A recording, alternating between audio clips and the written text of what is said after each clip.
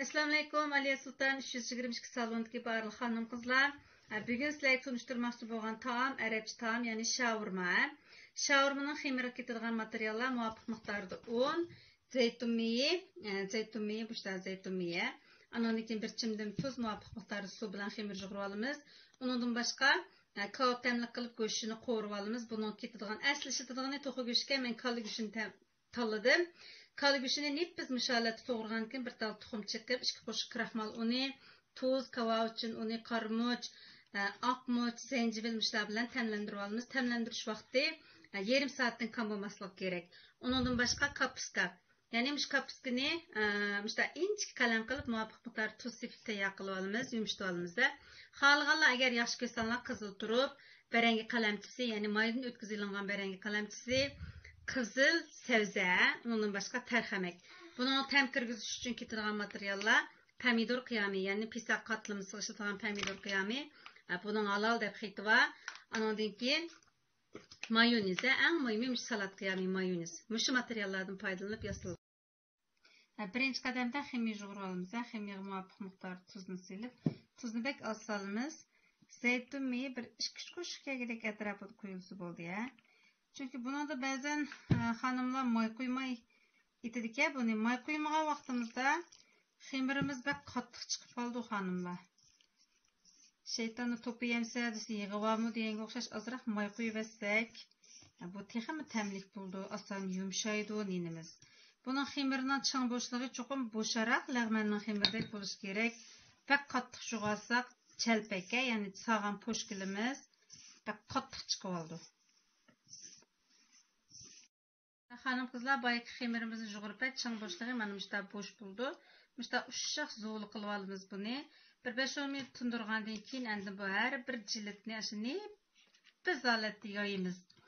İchib, xuddi qumul yapmasini yegan xonimlar bo'lishi mumkin. Qumul yapmasini xemirdek ashuni biz ochgandan keyin tegi tutmaydigan qozonga yoki tovuga may quyib, shu mayda aldaqini sağartıp pişirip alımız. Bununki hazırmış etiş basqıcı.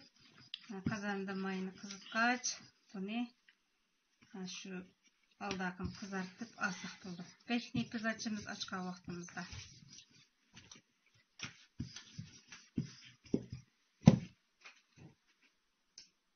Ximi tınıp teyar bolsa açmağımız pek asan buldu. Bunu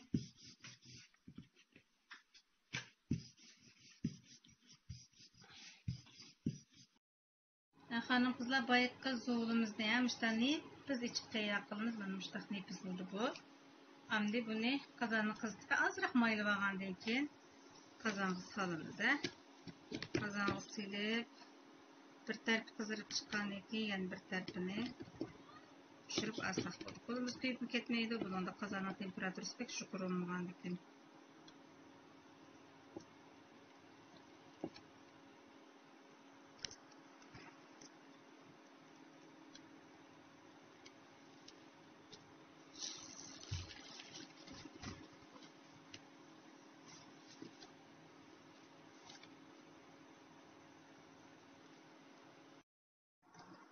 hanım kızlar bu basqıçımızda hem şu kazana muvafiq miqdorda may qo'yib, pek chiq emas, pek oz emas, boy tamlantirib olgan go'shtimizni qo'raymiz.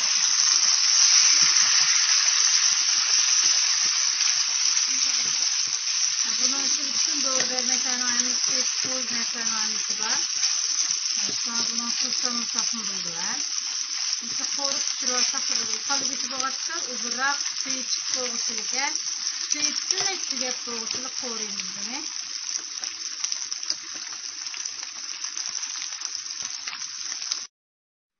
Hanım kızlar shaurmaning ninga oldi keyin shunday pishdi. Buningga endi yegsak bo'ldi ham materiallarni.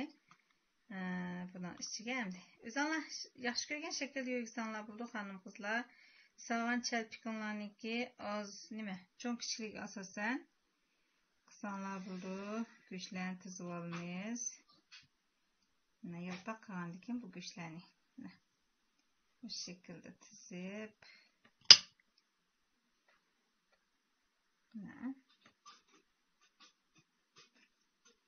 agar chelpak yo'g'onroq bo'lsa yuvarlak şekilde sızsanlar buldu. Eğer küçük bu kalsa mesela koyamıyorum. Küçük şekilde. Asli yügeç usulü şavurumunu ben şundak şekilde yügüldü. Ben bu şavurumunu şu salondaki hanım kızlar ügütüş için məxsus oğlumğa şavurumu dükkanındaki şavurumsunu ekeldirip ben titip anandaki nazır mulayızı kılıp çıkkandan keyinki şavurma bu. Bu şekilde tügüşmü şavurum dükkanlarının tügüş usulü.